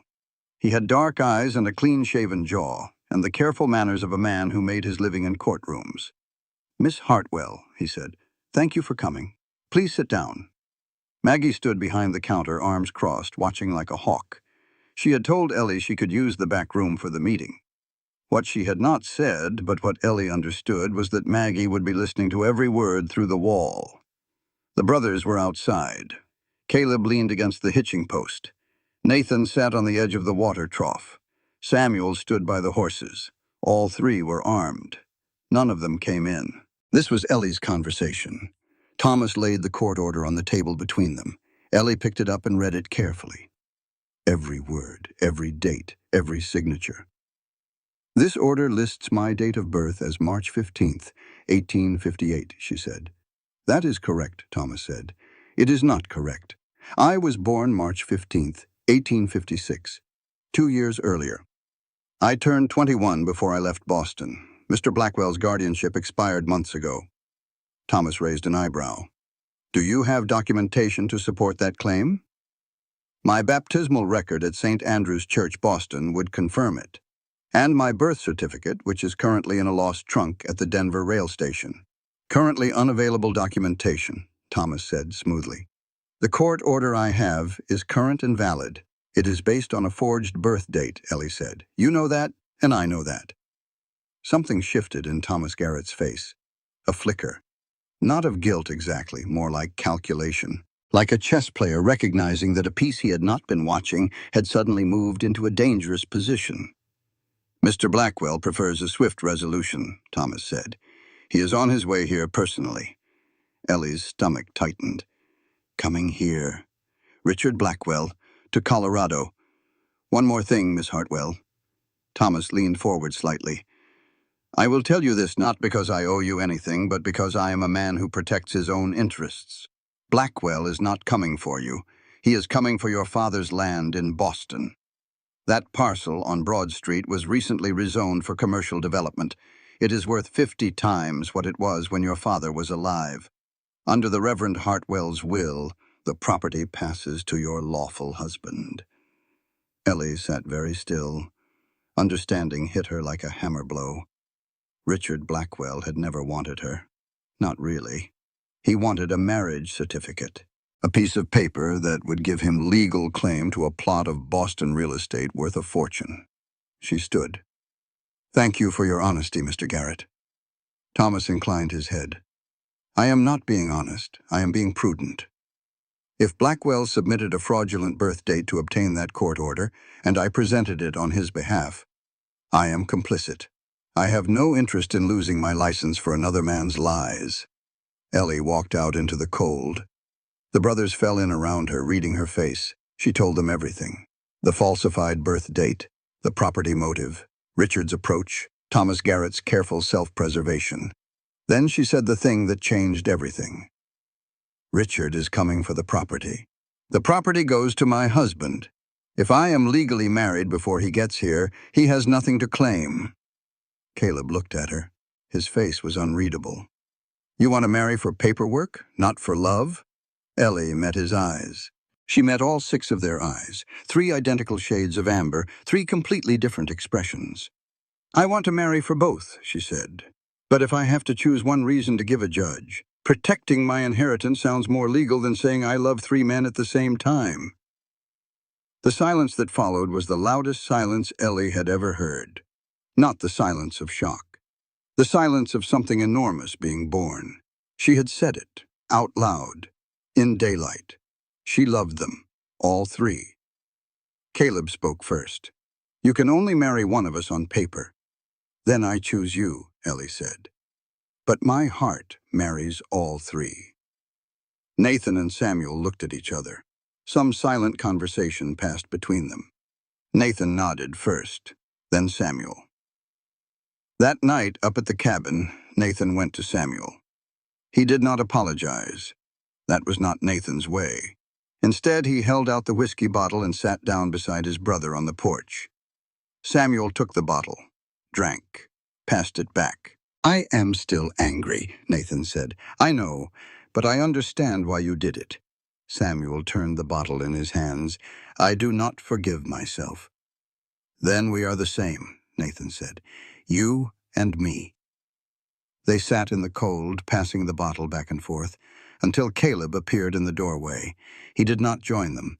He leaned against the frame and watched his brothers, and for the first time in 8 years, his shoulders dropped. The tension that had lived in his body like a clenched fist loosened, just slightly. Nathan pushed the bottle toward him. Caleb took it, drank once, set it down. 3 brothers, the wreckage of their broken table still on the floor behind them. The ghost still present, but quieter now. Not healed, but beginning. Maggie worked through the night. She found a dress, white cotton, simple and clean. Not a wedding gown, but something close enough. She altered it by lamplight, her needle moving with the sure, quick stitches of a woman who had been sewing for 40 years. She also brought out a document she had kept hidden for 8 years. A letter from Hannah written to Maggie before her death, confirming that she and Caleb had been legally married at the courthouse in Denver in 1869. The certificate was official. The marriage was real. Caleb Thorne was Hannah's lawful widower. Maggie handed Ellie the dress the next morning. "Hannah would have wanted you to have something borrowed," she said. Ellie held the dress against her chest. It smelled of lavender. That morning, when she stepped outside, she found something on the porch that stopped her in her tracks. A bundle of dried lavender, tied with a leather cord, left on the top step like an offering. No note, no name. Ellie picked it up, held it to her nose. It smelled like Hannah's room, like the sewing basket, like grief that had never learned how to become anything else. She knew who had left it, not the brothers. Caleb would never pick flowers. Nathan hated lavender. The smell reminded him of the room they all avoided. Samuel would have left it inside, not on the porch. Jacob Hayes, still watching, still circling, still carrying whatever it was he carried. But this did not feel like a threat. It felt like a goodbye. 3 things happened at once on the morning of March 15th, 1878. The snow began to melt. Richard Blackwell rode into Pine Ridge. And Jacob Hayes knocked on the Thorne cabin door. Not skulking in the dark, not slipping through windows. Standing in broad daylight, unarmed, his face streaked with tears. The brothers were armed. Caleb had his rifle. Nathan had his. Samuel stood in the doorway with the shotgun. Ellie was behind them, dressed in the white cotton dress Maggie had altered, her derringer in her pocket, and her heart in her throat. Jacob Hayes dropped to his knees in the slush. "I killed Hannah," he said. His voice was wrecked. "Not on purpose, but my hands were on her throat when she fell." He told the story. That morning 8 years ago, he had followed Hannah into the snow. He had begged her one last time to leave with him. She refused. He grabbed her. They struggled. His hands closed on her throat, not to kill, just to hold, just to make her stop and listen.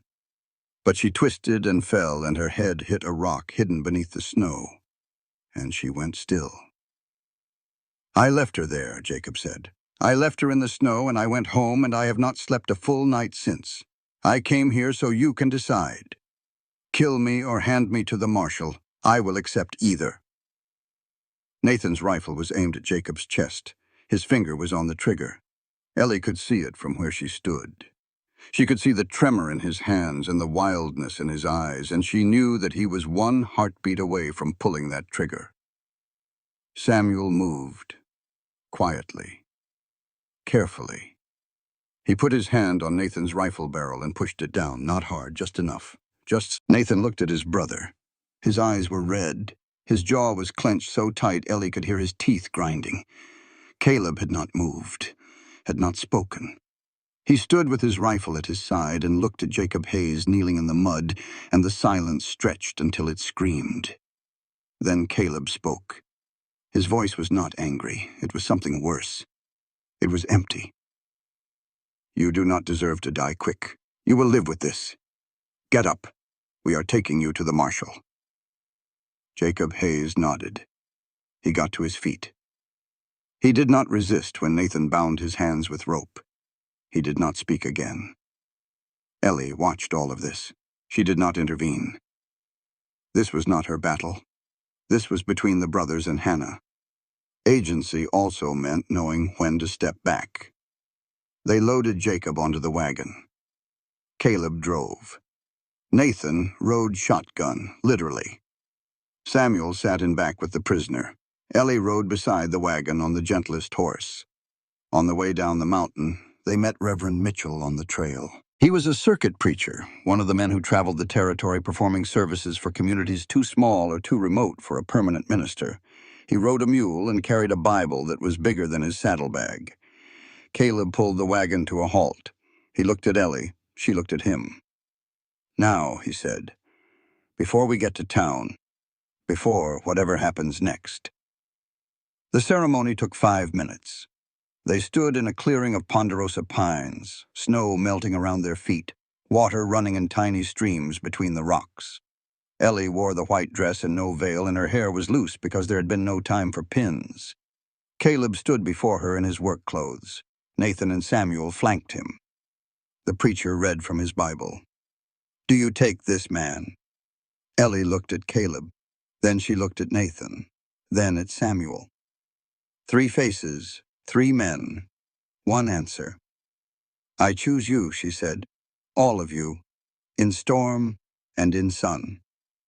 Caleb kissed her, the first kiss, firm and deep, and tasting of coffee and pine, and something that might have been tears. Then Nathan kissed her forehead, and Samuel kissed her hand. The preacher cleared his throat. "This is irregular," Reverend Ellie said. "Everything about my life is irregular."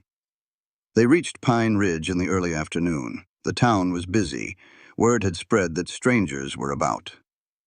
Richard Blackwell sat in Maggie's boarding house. Ellie did not see him immediately, but she felt him.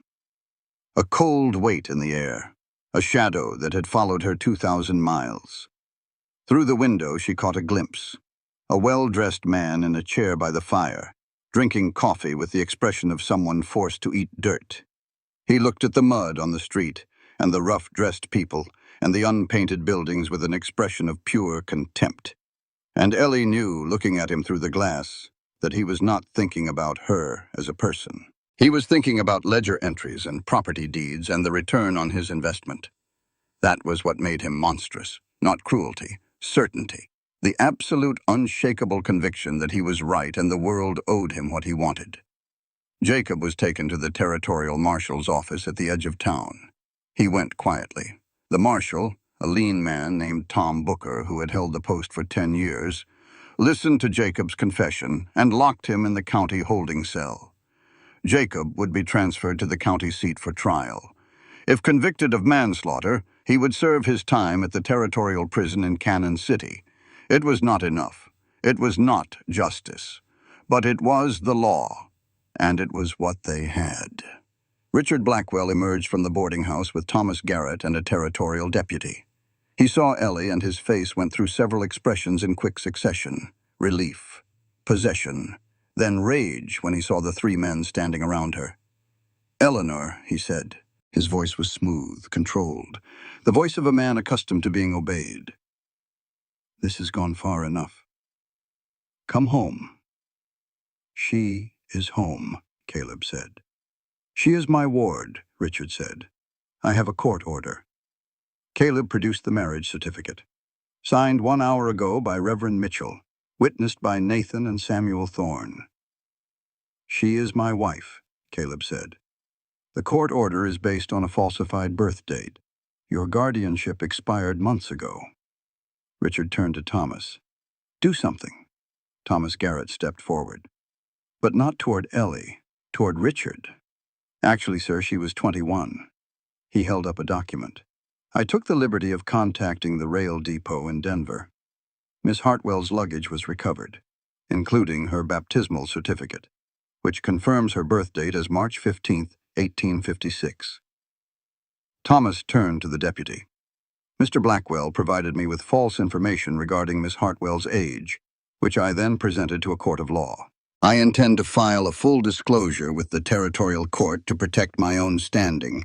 I recommend Mr. Blackwell be advised to leave the territory immediately." Richard's composure cracked. The smooth mask fell away, and underneath was something ugly, something that had always been there, hidden beneath the fine clothes and the fine manners and the fine reputation. He lunged toward Ellie. 3 men stepped between them, Caleb in the center, Nathan on the left, Samuel on the right. They did not raise their weapons. They did not need to. They were a wall. The deputy spoke. His voice was bored. He had seen this before. "Mr. Blackwell, I strongly advise you to leave this territory, today." Richard stared over the brothers' shoulders at Ellie. His eyes were the eyes of a man watching his fortune walk away. "You will regret this," he said. Ellie stepped around the brothers. She stood in front of Richard Blackwell, the man who had locked her in rooms and starved her when she disobeyed and told her she was property and promised her things on their wedding night that still woke her in cold sweats. She was 5 feet 3 inches tall. He was 6 feet. She looked up at him, and her voice did not shake. "I regretted every day of 4 years under your roof," she said. "I will not regret a single moment of the rest of my life." Richard left on the afternoon stage. He did not look back. Ellie stood in the middle of Pine Ridge's muddy main street. The snow was melting. Water ran in thin streams down the wheel ruts. Somewhere a dog barked. The blacksmith's hammer rang. The yellow dog in front of the saloon lifted its head, looked at Ellie, and went back to sleep. Caleb took her hand. Nathan stood at her left, Samuel at her right. Maggie Cole appeared on the boarding house porch. She held up a coffee cup in a silent toast. Ellie closed her eyes, breathed, felt the cold air fill her lungs and the warm sun on her face and the solid ground beneath her feet. She was free. Legally. Completely. For the first time in her life, no one owned her. No one hunted her. No one controlled her. She opened her eyes and looked at the mountain, at the trail that led up into the pines, at the place that held a cabin with 4 chairs and a fireplace and a name carved above the door. Now comes the hard part, she thought, not surviving, living. The first week of freedom was harder than the last week of captivity. Ellie Thorne, the name still felt new on her tongue, like a coat she had not broken in, woke each morning to silence and safety, and had no idea what to do with either. The threats were gone. Richard was gone. Jacob was in custody. The secrets were told. The trail was open. Spring was coming. The world should have felt wide open and full of possibility. Instead, it felt empty. She withdrew. Not dramatically, not in a way that announced itself. She simply went quiet. She sat at the window for long stretches, watching the snow melt and the brown earth emerge and the first tentative shoots of green push through the mud. She did her work. She cooked. She cleaned. She tended the animals. But something essential had dimmed. Nathan noticed first because Nathan was the one who watched her most. "What is wrong?" he asked one evening. "We won. Blackwell is gone. You are safe." Ellie looked at him. She was quiet for so long that he shifted uncomfortably. not knowing if she was going to answer. "I do not know who I am when I am safe," she said finally. Her voice was very small. "I have been afraid for so long that fear was the shape of me. Take that away, and I am just—" She could not finish the sentence. Samuel understood. He sat down beside her and said the thing that needed saying. "You are grieving. Not for anything you lost, for the person you had to become to survive. You spent 4 years being alert, strategic, afraid. That version of you kept you alive, and now you are letting her go, and that is terrifying, because who are you if you are not running?" Ellie stared at him. Her eyes filled. "How did you know that?" she whispered. "Because I spent 8 years being the brother who keeps secrets," Samuel said. "And now the secret is told. And I do not know who I am without it either." Caleb struggled too in his own way. For 8 years he had been the guardian, the watcher, the man who checked the locks and scanned the tree line and slept with one eye open. The threats were gone, but his body did not know that. He still checked the door 3 times before bed. Still woke at every creak. Still reached for the rifle at sounds that were nothing more than wind. One night Ellie watched him do his circuit. Door. Windows. Door again. She got up, crossed the room, and took the rifle from beside the bed. She set it against the far wall. Caleb tensed. Every muscle in his body went tight. "Not tonight," Ellie said. "Tonight we just sleep." It was the hardest thing anyone had ever asked of Caleb Thorne. Harder than building a cabin. Harder than burying a wife. Harder than letting a killer walk away alive. Just resting. Just trusting that the night would pass without disaster. He lay in the dark, Ellie beside him. Her breathing slow and even. The cabin quiet. The mountain quiet. The world quiet. And for the first time in 8 years, Caleb Thorne slept until dawn. The brothers helped Ellie find herself, each in his own way, each through his own language. Caleb brought her to his workshop. He set wood and tools on the bench and said, "Hannah used to carve. You read Latin and Greek. Teach me something. We will trade." So Ellie taught Caleb to read Greek letters. She wrote them in charcoal on a board, and he copied them with his big scarred hands, his tongue sticking out slightly in concentration, mangling the pronunciation so badly that Ellie laughed, a real laugh, full and unburdened and free. Caleb looked up at the sound, and the expression on his face, that unguarded expression of pure surprised joy at making her laugh, was worth more than any words he could have said. Nathan took her hunting, not for game, not for survival, just to walk. He led her up the mountain to a ridge where the whole valley spread below them, green and gold in the spring light. Wildflowers pushed through the last patches of snow, purple columbine and yellow arnica, and Indian paintbrush as red as fire. Elk grazed in the meadow below, cows with new calves on shaky legs. A golden eagle circled overhead, riding the thermals in lazy spirals. Nathan stood beside her and said nothing for a long time. Then, "This is why we stay. Not because we are hiding. Because we chose this." Ellie looked at the valley and understood for the first time that she too had chosen. Not as refuge, not as escape, but as home. Samuel gave her Hannah's sewing basket, not the room, not the bed. Not just the basket, cleaned and restocked with new thread and fresh fabric. "Hannah would have wanted this used," he said, "not preserved. Make something new with it." Ellie opened the basket, ran her fingers over Hannah's needles, the ones that a brother's clumsy hands had tried to use to finish what she had started. She threaded a needle, and she began to sew. Not Hannah's pattern. Her own. Something new. 3 weeks later, Ellie woke before dawn feeling queasy. She made it to the basin before her stomach revolted. She knelt on the cold floor, shaking, wiping her mouth with the back of her hand. Samuel found her there. He took one look at her face and his eyes widened. "When were your last courses?" he asked quietly. Ellie counted back, 7 weeks, maybe 8. She had been so consumed by everything else that she had not noticed. She looked at Samuel. He looked at her. "I think I am carrying," she whispered. Samuel pulled her close. His arms wrapped around her, and she felt his heart beating against her cheek, steady and strong. "Yes," he said, "I think you are." They told Caleb and Nathan that evening. The cabin went quiet. Not the heavy silence of crisis. The breathless silence of something sacred. Caleb's hand found Ellie's stomach. His palm spread across the flat surface, warm and rough and gentle. He stared at his hand there, and then he looked across the room at the tiny chair he had built weeks ago. The one his hands had made before his mind caught up. "I knew," he said, almost to himself. "Some part of me knew." Nathan's reaction was immediate and characteristic. "We need to make the cabin warmer. And safer.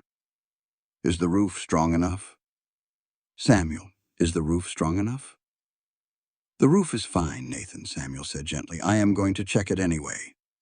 He went outside. Through the window, Ellie watched him climb onto the roof and start testing every shingle with his hands, his face tight with concentration, and something else, something vulnerable.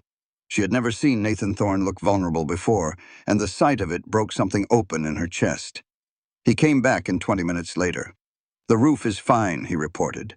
Then, as if he could not help himself, "But I reinforced the north corner anyway." The days grew longer. The snow retreated up the mountain. The creek ran full and fast with meltwater, the sound of it constant and clean, like the mountain breathing. Green spread across the meadow. Birds returned, filling the mornings with song. Ellie sat down one afternoon and finished the letter to Mother Agnes that she had started months ago. This time she could send it. The trail was clear, the mail was running. She wrote, "Dear Mother Agnes, you sent me west with a lie about sick lungs in a letter to a stranger. You told me it was a way out. You did not tell me it was a way in, a way into a life I did not know existed, a way into love I did not think I deserved. Thank you for believing I was worth saving when I did not believe it myself. Thank you for the lie that became truth. Because I did come here for my health, not my lungs, my heart. And it is healing now, slowly, like everything worth mending." She signed the letter. Ellie Thorne. She stared at the name. Her new name. Not Eleanor Hartwell, orphan. Not Miss Hartwell, ward of Richard Blackwell. Not the girl who ran. Ellie Thorne. Wife. Mother-to-be. A woman who had been broken and had put herself back together in a new shape, one that fit better than the old one ever had. She folded the letter, sealed it, and gave it to Samuel to take to town. Late June. The cabin had changed. Caleb had built a new room, small, with a window facing the forest. Inside, the tiny chair sat waiting. A cradle stood beside it, hand carved from cedar. The wood sanded so smooth it felt like silk. The name Hannah was still carved on the doorframe. Below it, Ellie had added her own name, Ellie. And below that, in pencil, not yet carved, the name they had chosen together. Waiting. A new table stood where the old one had broken. Caleb had built it from fresh pine, the joints tight, the surface level. 5 chairs surrounded it. 3 for the brothers, 1 for Ellie, and 1 small one, Caleb's masterwork, waiting for the person who would sit in it come autumn. The whiskey bottle sat on the shelf. Dust covered it like a blanket. Nathan had not quit drinking entirely, but the bottle was full and the dust was thick, and that said everything. Samuel had sent Hannah's letter to the territorial marshal, keeping his promise 8 years late. He told Ellie he was sleeping better now. She believed him because the shadows under his eyes were lighter, and his smile reached all the way up. Evening. The 4 of them sat on the porch. The sun was setting behind the mountains, painting the sky in shades of orange and purple and gold. The creek sang. The pines whispered. Somewhere in the meadow, an elk bugled. Caleb held Ellie's hand. His thumb traced circles on her palm, the same gentle motion over and over. Nathan sat on the top step, whittling something from a piece of pine. The shavings curled at his feet.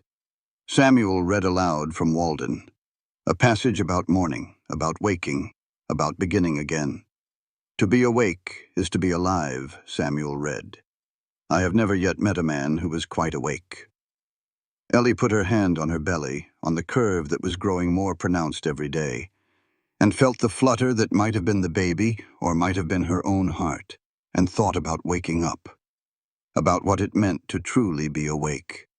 She had spent 4 years asleep in Richard Blackwell's house, frozen in fear, barely alive. She had spent 6 months on this mountain, waking up slowly, painfully, one day at a time. And now here she was, awake, alive, home. From the workshop, the rasp of Caleb's wood plane. From outside, the steady thud of Nathan's axe, no longer angry, just rhythmic. From the porch, the turn of Samuel's page. And from Ellie's chair, the soft sound of thread pulling through fabric, new pattern, her own design. She was making a quilt, not for the baby, for the cabin, for the main room. A quilt that would hang on the wall above the new fireplace and tell a story in stitches. Not Hannah's story, not Ellie's story, their story, all of them, together. Down in Pine Ridge, a stagecoach pulled in. Late afternoon. The dust of summer had replaced the mud of spring. Maggie Cole opened the boarding house door, wiping her hands on her apron. A young woman stepped down from the coach. She was thin and tired, and her dress was wrinkled from days of travel. She clutched a carpet bag against her chest like armor. Her eyes were wide and frightened, and they darted around the street looking for something or someone, or simply measuring the distance to the nearest exit. But her chin was up, and her spine was straight. And despite the fear in her eyes, she did not look down. Maggie looked at her. Then Maggie looked up the mountain, toward the tree line where the thorn cabin hid in the clouds. She thought about a girl who had arrived on this same street 6 months ago, just as frightened, just as alone. A girl who had found 3 broken men and a locked room and a mystery, and had built from those things a family that nobody expected, and everyone, eventually, respected. Maggie smiled. She stepped forward. She took the young woman's arm. "Come on in, sweetheart," she said.